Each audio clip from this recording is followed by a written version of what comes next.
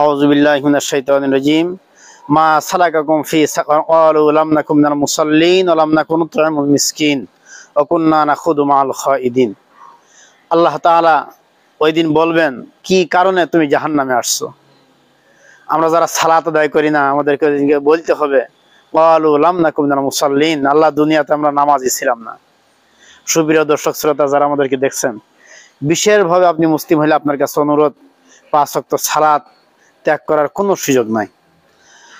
জাহান্নামে যাওয়ার দ্বিতীয় কারণ, সেদিন মানুষ বলবে ওয়ালাম নাকুন নুত'ইমুল মিসকিন, মানুষদেরকে খানা খাওয়াইতাম না, গরিব দুঃখী অসহায় এতিমকে খানা খাওয়াইতাম না। এটাও আমাদের জাহান্নামে যাওয়ার একটি কারণ।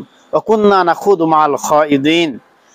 এখানে 3 নম্বরে মানুষ বলবে যে আল্লাহ, আমাদের জাহান্নামে আসার আজকের অপরাধ হলো আমরা সমালোচকদের সাথে যে কোনো সমালোচনায় আমরা লিপ্ত হয়ে যেতাম।